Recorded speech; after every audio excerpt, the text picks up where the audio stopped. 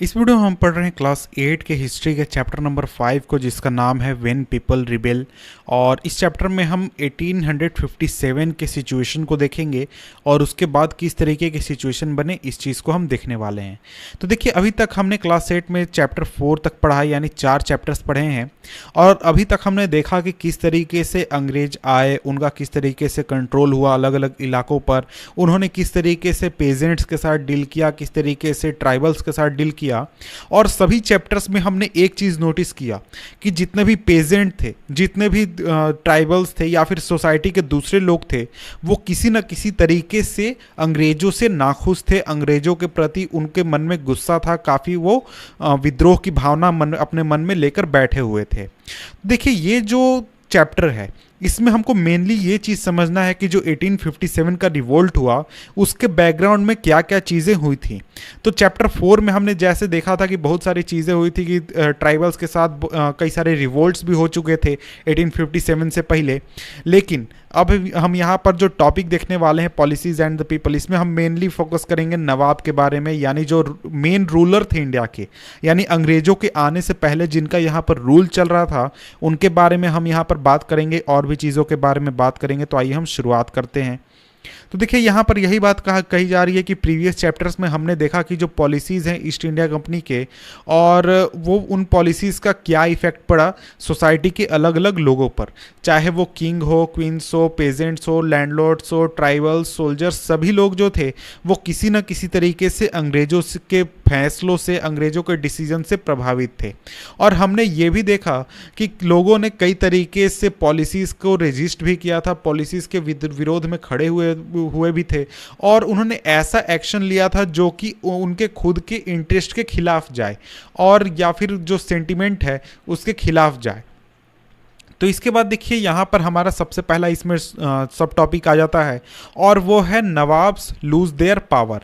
तो देखिए, यहाँ पर हमने पहले भी चैप्टर्स में देखा है कि जब अंग्रेज जो थे, यानी ईस्ट इंडिया कंपनी थी, जब वो अपने पावर को बढ़ा रही थी, तो वो जो पहले से स्थापित रूलर थे, जैसे राजा हो गया, कोई नवाब हो गया, या फिर ट्राइबल कोई चीफ हो गया, तो उन सभी के पावर्स को वो कम कर रही थी। उनके जो इन्फ्लुएंस था, उनका जो पावर था, उन सभी को वो लगातार कम करते जा रही थी। तो इस वजह से जो नवाब थे, राजा थे, चीफ थे, वो सभी अंग्रेजों से काफ़ी नाखुश थे। तो देखिए, अगर हम 18th सेंचुरी की बात करें तो मिड 18th सेंचुरी से ही जो नवाब थे या फिर राजा थे, उनके पावर में काफ़ी कमी आने लगी थी, उनकी पावर को छीना जाने लगा था। और धीरे धीरे उनकी जो अथॉरिटी थी अपनी जनता के ऊपर, या फिर जो उनका ऑनर था, उसको भी काफ़ी कम कर दिया गया, काफ़ी रिड्यूस कर दिया गया। और इसके साथ ही सभी राजा, नवाब सभी जगहों पर, यानी सभी राज्यों में रेसिडेंट्स को स्थापित कर दिया गया, बैठा दिया गया उनके राज दरबार में। और जो फ्रीडम था रूलर का, उसको काफ़ी कम कर दिया गया, यानी वो अपने मर्जी से कोई भी डिसीजन नहीं ले सकते थे। उनको कोई भी डिसीजन लेना होता था तो वो रेसिडेंट से डिस्कस करते थे। रेसिडेंट एक तरीके का हम कह सकते हैं कि एजेंट होता था, जो कि जो कंपनी है ईस्ट इंडिया कंपनी, उसके हित को वहाँ पर रखती थी कि कोई भी डिसीजन राजा द्वारा लिया जा रहा है, वो डिसीजन कंपनी के फ़ायदे में है या नहीं है, ये चीज़ रेसिडेंट के देखने का काम था। मतलब ये रेसिडेंट का काम हुआ करता था। और जब राजा कोई भी डिसीजन लेता था तो डिसीजन लेने से पहले उस डिसीजन के बारे में उसको रेसिडेंट से डिस्कस करना होता था। और इसके साथ ही कई और चीज़ें की गई थी, जैसे जो राजा होते थे, नवाब होते थे, उनके आर्म्ड फोर्सेस को भी कम कर दिया गया था, जैसे कि सब्सिडरी अलायंस ट्रीटी हो गया, या फिर और भी तरीके के नियम कानून लगाकर जो राजा थे उनकी ताकत को काफ़ी कम कर दिया गया था। और उनका जो रेवेन्यू का स्रोत था, या फिर जो रेवेन्यू था, या फिर उनका जो टेरिटरी था, इसको भी काफ़ी छीन लिया गया था धीरे धीरे करके। उनका जो प्रभाव था उनको कई तरीकों से कम कर दिया गया था। और इस बीच जो बहुत सारे रॉयल फैमिलीज थे, रूलिंग फैमिलीज थे, उन्होंने कई बार नेगोशिएट करने की कोशिश की कंपनी के साथ, ताकि वो अपने हित की रक्षा कर सकें, उनका जो हित है उसको वो बचा सकें। एग्जाम्पल के तौर पर अगर हम रानी लक्ष्मीबाई को देखें तो रानी लक्ष्मीबाई जो कि झांसी की रानी थी, वो चाहती थी कि कंपनी जो है वो उनके एडॉप्टेड बेटे को उनके राज्य का अगला उत्तराधिकारी घोषित कर दे, उसको मान ले उनके राजा की मृत्यु के बाद। क्योंकि हम जानते हैं कि जो लॉर्ड डलहौजी थे, उन्होंने डॉक्ट्रिन ऑफ लैप्स लगाया था, उसकी वजह से कोई भी एडॉप्टेड सन या फिर जो एडॉप्टेड हायर है वो राज दरबार संभाल नहीं सकता है। तो इस चीज़ की वजह से जो रानी लक्ष्मीबाई थी उनको काफ़ी परेशानी हो रही थी, क्योंकि उनका कोई बच्चा नहीं था और वो चाहती थी कि एडॉप्टेड सन को अगला राजा घोषित कर दिया जाए। उसके बाद अगला एग्जाम्पल है नाना साहब, जो कि एडॉप्टेड सन थे पेशवा बाजीराव दो के, और वो चाहते थे कि जो उनके पिता को जो पेंशन मिलती थी वो पेंशन उन्हें भी दी जाए, उनको भी वही सम्मान दिया जाए। लेकिन जो कंपनी थी उन्होंने इन सभी के जो रिक्वेस्ट हम कह सकते हैं या फिर नेगोशिएशन कह सकते हैं, इन सभी को ठुकरा दिया, उनके बात को नहीं माना। और एक तरीके से ये कहा जा सकता है कि जो कंपनी थी वो अपने पावर को लेकर काफ़ी वो कॉन्फिडेंट थी या फिर ओवर कॉन्फिडेंट थी कि उनका जो मिलिट्री पावर है या फिर जो उनकी सुपीरियरिटी है वो काफ़ी ज़्यादा है, और ये लोग कंपनी का, ईस्ट इंडिया कंपनी का कुछ बिगाड़ नहीं सकते हैं। तो इस वजह से जो कंपनी थी उसने इस तरीके के जितने भी राजा थे उनकी बातों को या फिर उनके जो रिक्वेस्ट थे उसको ठुकरा दिया, उसको नहीं माना। तो देखिए यहाँ पर आगे बात की गई है अवध के बारे में। तो देखिए अवध जो था वो लास्ट सबसे अंतिम में जिन राज्यों को कब्जा किया गया था उन राज्यों में से एक था। अवध को कब्जा किया गया था 1856 में, लेकिन इसको कब्जा करने की जो प्रोसेस था उसको काफ़ी पहले शुरू कर दिया गया था। 1801 में ही अवध पर सब्सिडरी अलायंस लगा दिया गया था, यानी कि जो राजा था वो कंप्लीटली अपना फोर्स नहीं रख सकता था, इस तरीके के नियम कई सारे लगा दिए गए थे। और इसके बाद 1856 में अवध पर कब्जा कर लिया गया, यानी अवध के राजा को, नवाब को वहां से हटा दिया गया और कंपनी का रूल वहां पर स्थापित कर दिया।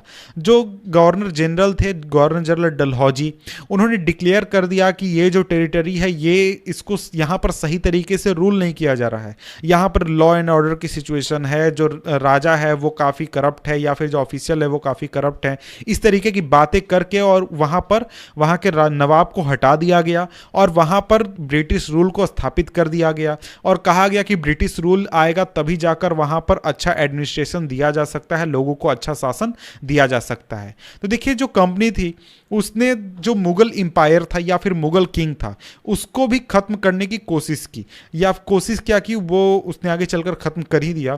कंपनी हमेशा ये प्लान कर रही थी या फिर सोच रही थी कि किस तरीके से मुगल डायनेस्टी को हटाया जाए, खत्म किया जाए। तो देखिए जो नाम था मुगल किंग का उसको कॉइन्स पर से रिमूव कर दिया गया, यानी जो कंपनी कॉइन्स छापती थी उस पर से हटा दिया गया। इसके बाद 1849 में जो गवर्नर जनरल डलहौजी थे उन्होंने अनाउंस कर दिया कि जो बहादुर शाह जफर हैं उनकी मृत्यु के बाद जो फैमिली होगी बहादुर शाह जफर की, उसको लाल किले से बाहर निकाल दिया जाएगा और उनको दिल्ली के दूसरे जगहों पर स्थापित कर दिया जाएगा रहने के लिए। और इसके बाद 1856 में जो गवर्नर जनरल कनिंग थे उन्होंने डिसाइड किया कि जो बहादुर शाह जफर हैं वो लास्ट मुगल किंग होंगे और इनके बाद कोई भी व्यक्ति मुगल एम्पायर का राजा नहीं बनेगा या फिर इंडिया का राजा नहीं होगा। उसके मुगल किंग के बाद यानी बहादुर शाह जफर की मृत्यु के बाद जो उनके डिसेंडेंट होंगे उनको सिर्फ प्रिंस कहा जाएगा, उनको किंग नहीं कहा जाएगा, उनको किंग की उपाधि नहीं मिलेगी। तो इस तरीके से जो अंग्रेज थे उन्होंने मुगल एम्पायर को खत्म करने की कोशिश की, मुगल डायनेस्टी को खत्म करने की कोशिश की। इसके बाद अगर हम आगे बढ़ें तो आगे यहाँ पर इसी में टॉपिक आ जाता है the pageants and the sepoys. अब हम बात करने वाले हैं पेजेंट्स और सिपॉयज के बारे में। तो देखिए अगर हम कंट्री साइड की बात करें, देहाती इलाके की बात करें, तो वहाँ पर जो पेजेंट थे या फिर ज़मींदार थे वो भी काफ़ी ज़्यादा परेशान थे सरकार की वजह से, क्योंकि उनके ऊपर काफ़ी हाई टैक्सेस थोपे जा रहे थे या फिर जो रेवेन्यू का जो तरीका था, रेवेन्यू कलेक्शन का जो तरीका था वो काफ़ी रिजिड होता था, काफ़ी फोर्स किया जाता था जमींदारों को या फिर जो पेजेंट थे उनको काफ़ी फोर्स किया जाता था टैक्स देने के लिए। और इसके अलावा जो लोग अपने लोन देने में सक्षम नहीं रहते थे, मनी लेंडर्स को या फिर किसी भी तरीके के पैसे को चुकाने में सक्षम नहीं रहते थे, तो वो अपने लैंड्स भी खो देते थे जो कि उन्होंने कई जनरेशन से संभाल कर रखा हुआ था। तो देखिए इसके बाद अगर हम बात करें सिपॉयज की, तो सिपॉय जो थे वो कंपनी में काम किया करते थे, उनके पास भी कई सारे रीजंस थे जिसकी वजह से वो सरकार से काफ़ी ज़्यादा नाराज़ थे।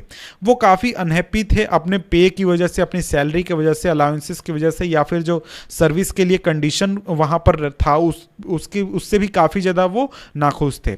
और इसके अलावा बहुत सारे नए रूल्स जो आए थे जैसे जो कि अंग्रेज़ों द्वारा लगाए गए थे सैनिकों के लिए, वो सैनिकों के यानी जो इंडियन सैनिक थे उनके रिलीजियस जो बिलीफ थे या फिर सेंसिबिलिटीज जो थी उसको काफ़ी वायलेट करती थी। फॉर एग्जांपल पहले ये मान्यता चलती थी कि उस समय में यानी 1800 1900 में ये मान्यता चलती थी कि कोई भी व्यक्ति अगर समुद्र पार कर लेता है तो वो अपने रिलीजन को खो देगा, अपने कास्ट को खो देगा। तो इस वजह से जो सैनिक थे उनको जब फोर्स किया गया या फिर कहा गया 1824 में कि आपको बर्मा में जाना है, वहाँ पर आपको फाइट करने जाना है, तो वहाँ पर जो सैनिक थे उन्होंने रिफ्यूज़ कर दिया जाने से, जब उनको सी रूट के ज़रिए जाने के लिए कहा गया। लेकिन वो जो थे उनको जब लैंड रूट से जाने के लिए कहा गया तो वो इस बात के लिए राजी हो गए, इस बात के लिए मान गए। और इसके अलावा जिन लोगों ने इस तरीके का विरोध प्रदर्शन किया था उनको काफ़ी पनिश भी किया गया। और देखिए ये जो इशू था ये इतना आसानी से डाउन नहीं हुआ, ये काफ़ी बड़ा इशू बन गया था। तो इस वजह से 1856 में कंपनी ने एक नया कानून लाया कि जब कोई भी व्यक्ति अगर कंपनी में काम करने आता है, कंपनी के आर्मी में काम करने आता है, तो उसको एक बॉन्ड लिखवाया जाता था कि आपको कभी भी जो समुद्र है उसके उस पार भेजा जा सकता है, कहीं भी भेजा जा सकता है आपको जॉब करने के लिए, काम करने के लिए। तो उसके लिए आपको पहले ही तैयार रहना होगा, इस तरीके का बॉन्ड लिखवाया जाता था। इसके बाद जो देखिए सिपॉयज थे वो काफ़ी परेशान इस वजह से भी थे क्योंकि जो सिपॉयज थे वो फैमिली उनका जो था वो एक तरीके का पेजेंट वाला फैमिली था। यानी अगर पेजेंट्स को कोई परेशानी होती है तो उसका असर सिपॉयज पर भी पड़ेगा क्योंकि वो पेजेंट फैमिली से बिलोंग करते हैं और उनका जो फैमिलीज थे वो विलेजेस में रह रहे थे, गाँवों में रह रहे थे। तो जो पेजेंट्स की जो एक तरीके से नाराज़गी थी वो बहुत ही जल्दी सैनिकों के बीच में भी फैल गई। सैनिक जो थे वो भी उस नाराज़गी से ग्रसित हो गए, उनके बीच में भी वो नाराज़गी देखने को मिल रही थी। अब यहाँ पर आगे आता है रिस्पॉन्स टू द रिफॉर्म्स, यानी जो रिफॉर्म्स अंग्रेजों द्वारा लाए गए उसका रिस्पॉन्स सोसाइटी में किस तरीके से रहा।